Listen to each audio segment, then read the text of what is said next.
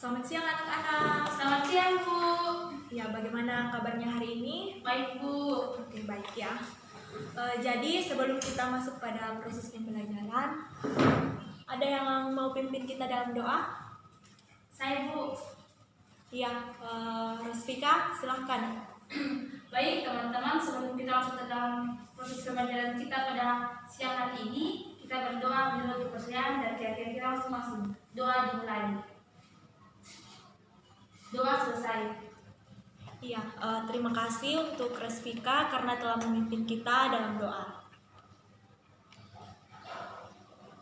Selanjutnya saya absen dulu ya sebelum kita masuk pada materi kita pada saat ini. Dengarkan namanya baik-baik. Yang pertama, Ajeng Clarissa Todingan. Ada, Bu. Fifni Onike. Ada, Bu. Fani Rifani Sareo. Ada, Bu.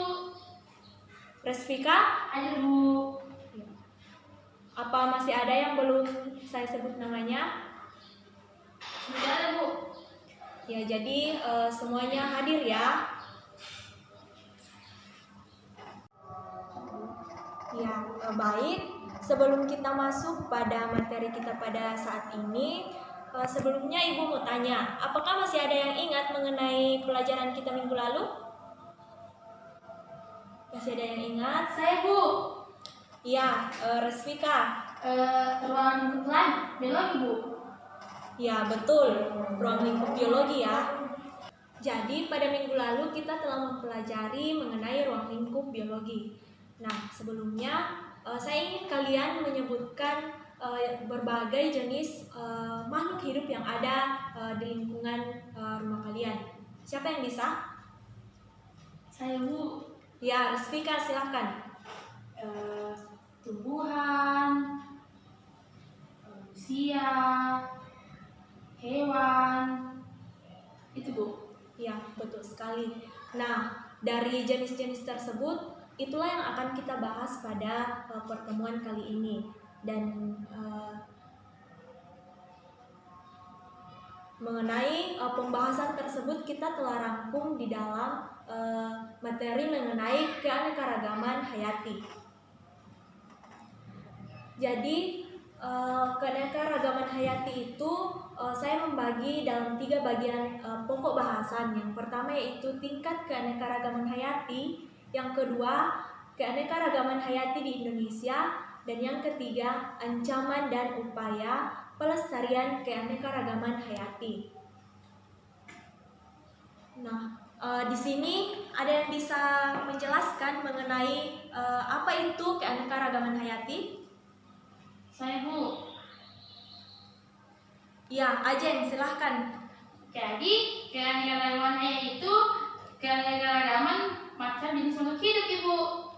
Ya, betul sekali. Jadi, keanekaragaman sendiri itu yaitu bermacam-macam, dan hayati itu sendiri yaitu makhluk hidup. Jadi, dapat disimpulkan ya bahwa keanekaragaman hayati yaitu keanekaragaman makhluk hidup yang ada di sekitar kita. Nah, di sini dalam pembahasan kita ada 3 tingkatan mengenai keanekaragaman hayati. Yang pertama yaitu gen, yang kedua jenis atau spesies, dan yang ketiga yaitu ekosistem. Nah, apakah ada yang bisa menjelaskan mengenai apa itu gen? Gen itu saya, Bu. Ya, silahkan Fani. Jadi gen itu adalah faktor pembawa sifat, Ibu. Ya, betul sekali ya yang dikatakan Fani. Jadi gen itu merupakan faktor pembawa sifat yang diturunkan oleh makhluk hidup dari induknya. Nah, pada lingkungan kita sendiri itu kita menemukan banyak sekali keanekaragaman atau keanekaragaman makhluk hidup, baik itu dari sifatnya. Jadi, keanekaragaman dari varietas bunga mawar ini yang ditandai dengan warna yang berbeda-beda, ada yang warna pink, ada yang warna merah, ada yang warna putih. Ini adalah salah satu contoh keanekaragaman hayati tingkat gen. Jadi, keanekaragaman hayati tingkat gen ini yaitu susunan gen dalam makhluk hidup tersebut itu berbeda-beda. Ya, selanjutnya mengenai keanekaragaman hayati tingkat spesies. Nah, keanekaragaman hayati tingkat spesies ini merupakan keanekaragaman yang terjadi karena adanya variasi spesies di tempat tertentu. Nah, kita dapat amati keanekaragaman hayati ini pada sekitar rumah kita.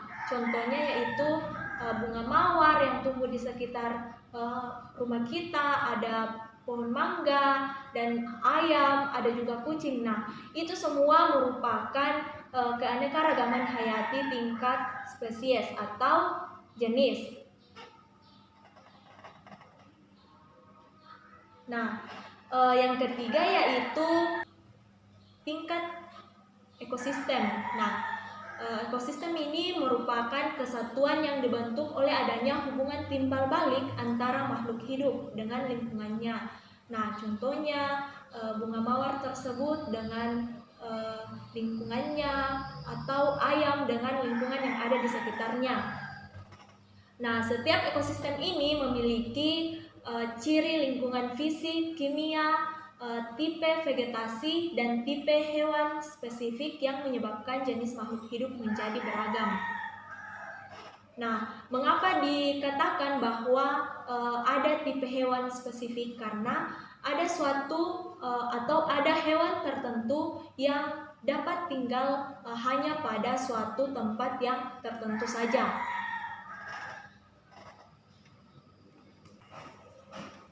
Ya, jadi di sini ekosistem itu terbagi. Nah, apakah ada yang tahu ekosistem terbagi dalam berapa jenis? Saya, Bu. Ya, silahkan aja. Dua. Ya, betul sekali ya yang dikatakan temannya tadi, bahwa ekosistem itu dibagi dalam dua jenis, yaitu ekosistem darat atau terestrial dan ekosistem perairan atau akuatik. Nah, ekosistem darat ini dibagi lagi menjadi beberapa bagian. Yang pertama yaitu bioma gurun, bioma savana, bioma tundra, taiga, hutan gugur, dan hutan hujan tropis.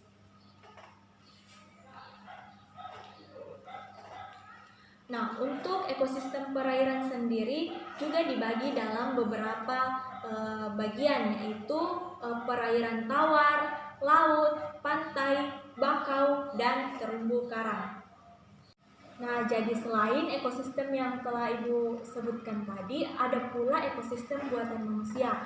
Nah, ekosistem buatan manusia ini adalah ekosistem yang dibuat sendiri oleh manusia atau direkayasa sendiri oleh manusia. Contohnya yaitu kolam, sawah, ladang, dan akuarium. Jadi sekian penjelasan saya mengenai ekosistem ya. Apakah ada yang ingin ditanyakan? Jika ada yang ingin ditanyakan, silahkan. Saya, Bu. Apa itu Bu? Bioma. Kan tadi jelaskan di ekosistem tentang bioma. Apa itu bioma, Bu? Ya, bagus sekali ya pertanyaannya Resvika. Terima kasih, Bu. Ya, nah bioma itu adalah wilayah geografis yang sangat luas, yang besarnya lebih besar dari ekosistem. Dan bioma ini diberikan nama dan dikategorikan berdasarkan iklim serta tumbuhan dan hewan yang ada di dalamnya. Contohnya itu bioma gurun. Nah, gurun tersebut memiliki iklim tertentu yang sesuai dengan jenis hewan tertentu. Resvika, apakah sudah jelas atau masih ada yang ingin ditanyakan? Sudah mengerti, Bu. Terima kasih. Ya, baik. Nah, selanjutnya yaitu keanekaragaman hayati yang ada di Indonesia. Nah, ternyata Indonesia ini memiliki jumlah spesies endemik tertinggi di dunia. Wow, hebat sekali ya negara kita karena memiliki jumlah spesies yang sangat banyak. Nah, adapun penyebaran flora dan fauna yang ada di Indonesia, yaitu flora di Indonesia itu termasuk di kawasan Malaysiana, meliputi Malaysia, Filipina, Indonesia, dan Papua Nugini. Nah, contohnya yaitu flora Sunda, yaitu kantung semar atau Nepenthes gymnopora, yaitu tumbuhan pemakan serangga. Nah, penyebaran fauna sendiri itu terbagi menjadi 3 kawasan, yaitu Indonesia Barat, daerah peralihan, dan kawasan Indonesia Timur. Ya, untuk penyebaran atau pembagian fauna menurut 3 kawasan ini, yang pertama yaitu pola persebaran pada kawasan barat. Nah, ini dibagi menjadi beberapa daerah lagi, yaitu Sumatera, Jawa, Kalimantan, dan Bali. Nah, jenis-jenis yang ada di daerah tersebut itu antara lain harimau, gajah, orangutan, dan sebagainya. Sedangkan pada kawasan peralihan itu meliputi daerah Sulawesi, Maluku, Sumbawa, Sumba, Lombok, dan Timur Timur. Nah, selanjutnya yaitu garis Weber. Pada kawasan peralihan ini merupakan campuran fauna oriental dengan australis. Contohnya Varanus, Komodoensis atau komodo, maleo, dugong, dan sebagainya. Sedangkan kawasan Indonesia Timur dibatasi oleh garis Lydekker, meliputi Papua dan pulau kecil di sekitarnya. Nah, hewan yang ada di Papua sendiri itu contohnya walabi dan kakak tua raja. Nah, selain dari penyebaran fauna ini, keanekaragaman hayati juga memiliki fungsi dan manfaat dalam kehidupan kita. Nah, yang pertama yaitu sebagai sumber pangan, contohnya padi yang bisa dijadikan sebagai sumber makanan utama bagi manusia. Yang kedua yaitu sandang untuk mencukupi kebutuhan kita dan juga papan. Selanjutnya yaitu sebagai sumber obat-obatan, juga digunakan sebagai kosmetik dan dan juga digunakan dalam aspek budaya.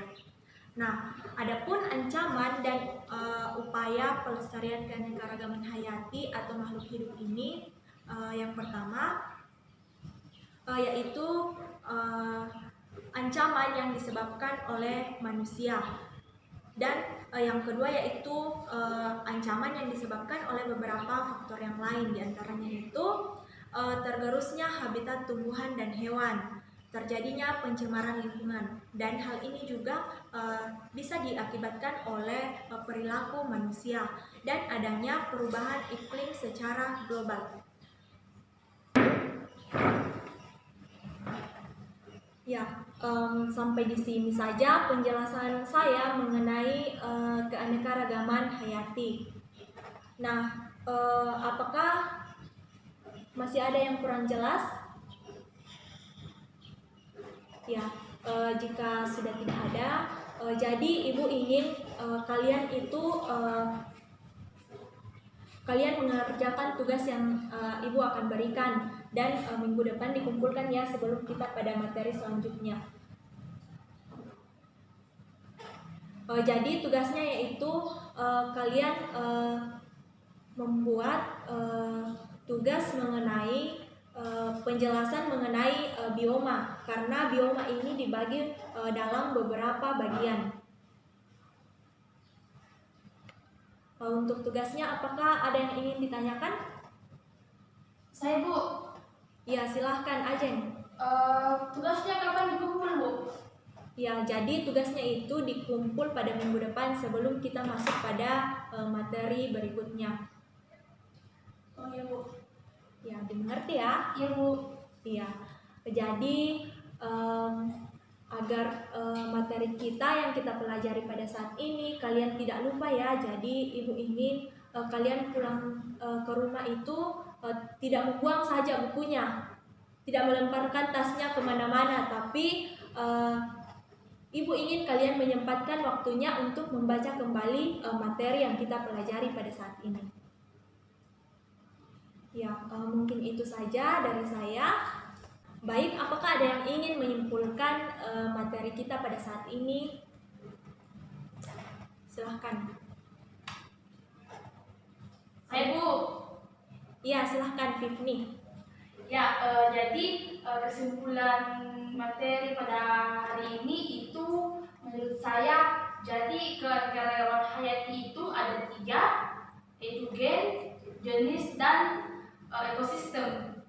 Terus bioma itu merupakan lebih besar lagi daripada ekosistem. Begitu, Bu. Iya, betul sekali. Apa masih ada yang ingin menambahkan?